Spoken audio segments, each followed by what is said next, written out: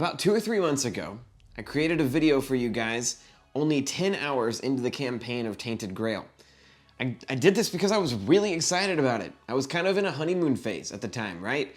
It was brand new. It was this RPG, kind of that feeling, again, I compared it to this, that feeling I got when I played Skyrim or Breath of the Wild, where you go out into this amazing world and all of a sudden you realize the vastness of the possibilities and the game creates that moment for you where you realize, wow, there's a lot to this and I can affect all of it. What am I going to choose to do? Who am I going to talk to? Who am I going to side with? All of that was the feeling that I got even in just 10 hours from Tainted Grail. I can confidently say that I've played 70 hours, finished the campaign, seen a lot that this game has to offer, and then went to create this video and decided, let's sit on it. Let's just keep sitting on it. Let's really think about, like, what do you like about this? Are you still in the honeymoon phase, Josh? Is this still a game that you would recommend to people?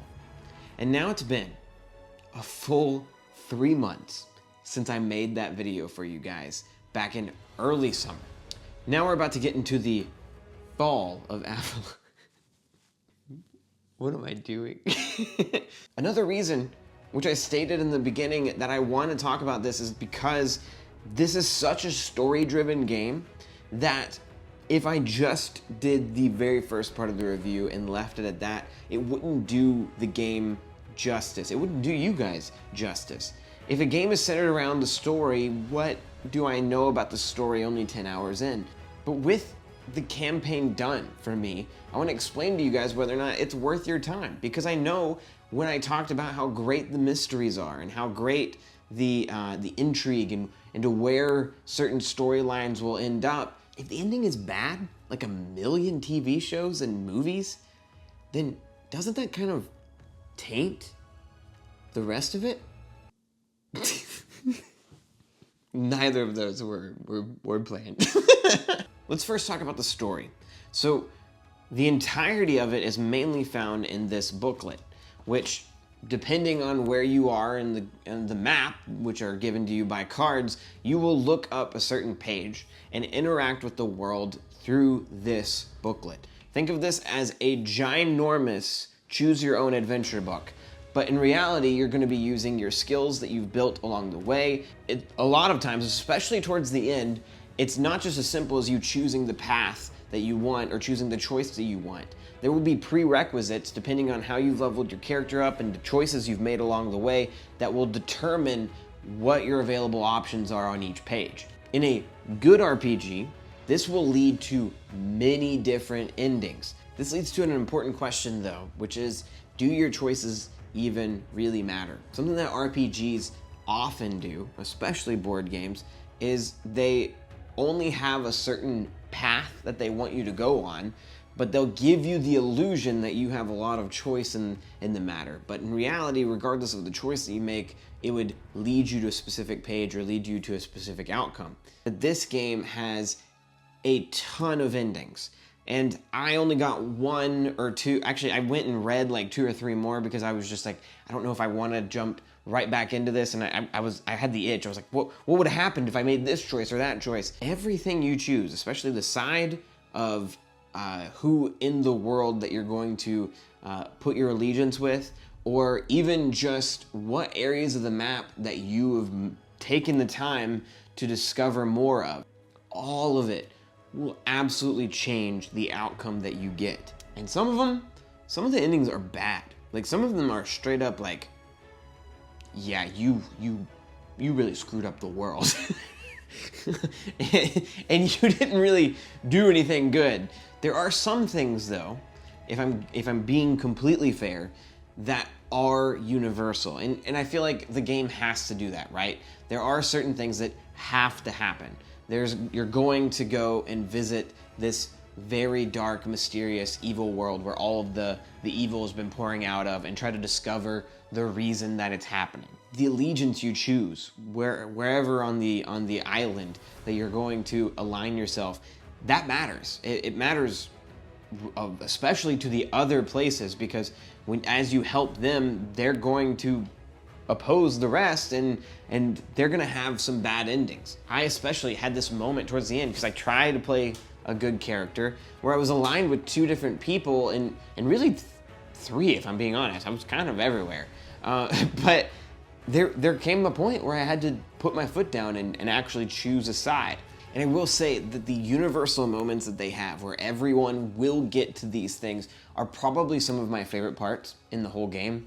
They are extremely satisfying, they're unique, and especially after so many hours in the game of playing very similar scenarios, getting to these sections where they're massive, they're really important, the story is not only extremely important, but the mechanics of the game are about to change for the rest of the game. This drives you. It doesn't feel like, oh, I got to this point, now I know that everyone else would have also experienced this. It's actually really exciting and really fun. That being said, my ending I felt was very satisfying. I loved the way it ended. I felt good about the choices that I had made, and I felt good about the people that I had aligned myself with. And I'm gonna actually leave it at that, because what I desperately don't want is to spoil some of the great story writing that went into this. Whoever did this, well done. You did an amazing job. In fact, I think that, if anything else, is the reason that I would say this is an incredible experience, and something that if you are willing to put the time and effort into, it's got a lot of payoff. But I also want to talk about the gameplay. And after 70 hours, it's very important for a game that is like this, that it's going to keep you interested and keep you wanting, even though the story is maybe what drives you, a poor gameplay loop can really, really pump the brakes on you finishing any campaign. And in this game, I will say that there are things that are good, and there are also things that I think are tedious and not so fun, especially a certain hour mark in. So first off, let's go with the good. I think, personally, that the combat leveling up system and also the deck building system is so fun the entire way. The enemies ramp up with you, but as you get stronger, you go from this scared character that is terrified to interact with certain pages as you read about how horrifying the monsters are, to this, at least for me, a deadly killing machine and a hero for the whole land.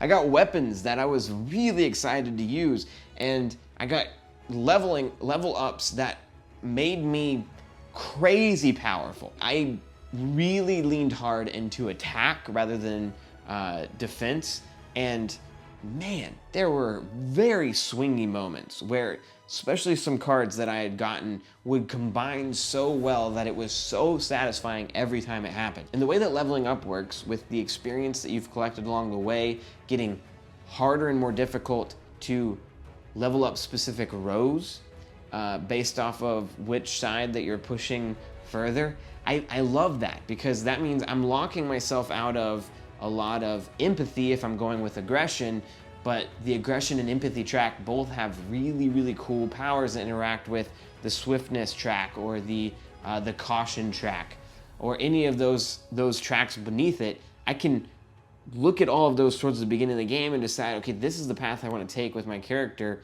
but I have to limit myself in certain aspects. I can't have everything. And I think building your character and then also having a moment in the game where there's a certain spot where you can go and just retweak everything is neat, because I could say, oh man, I don't know if my character's built the way I want it to, and I don't want to have to start all over. Well, I can just visit here and pay some stuff, and boom, now I'm a completely new character. But a very, very annoying part to this game is the backtracking that occurs once you've unlocked the whole map.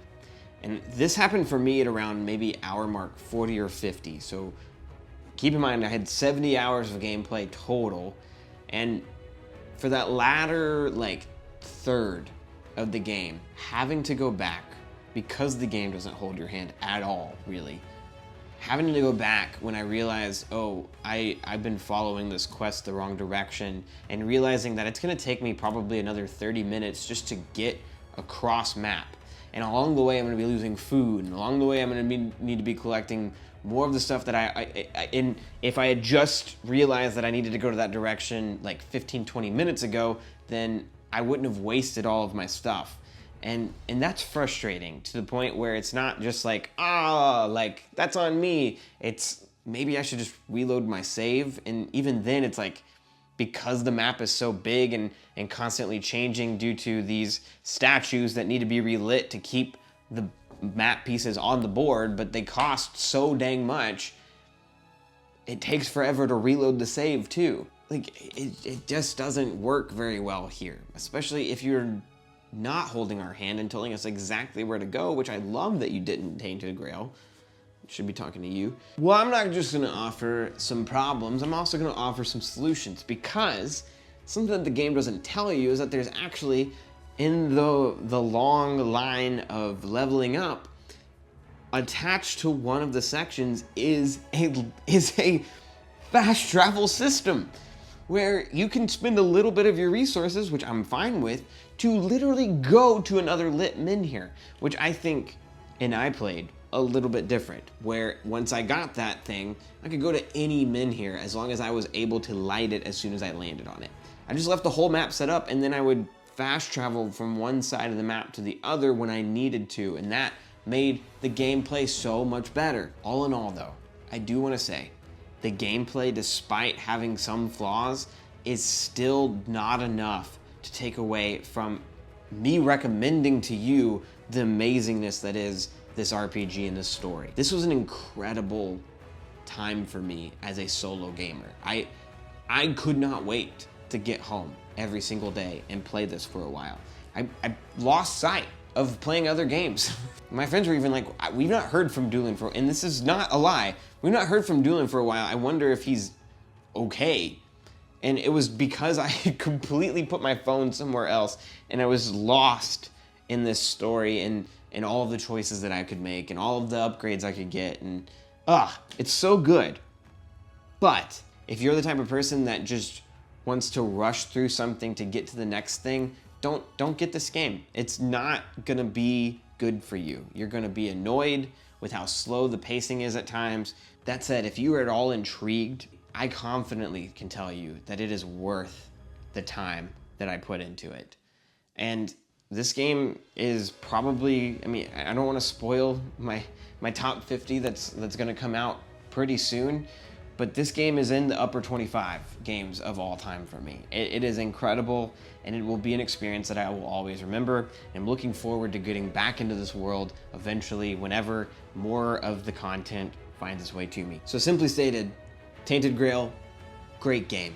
Highly recommended by me to those who are willing to put the time and effort into it. I'll see you guys next time. Once again, I'm Doolin, and this is Tablenauts, and we do reviews and games all the time. Please go check the rest of our videos out, and also consider joining us on Discord or Patreon if you really want to be a part of our community. We'll see you guys next time.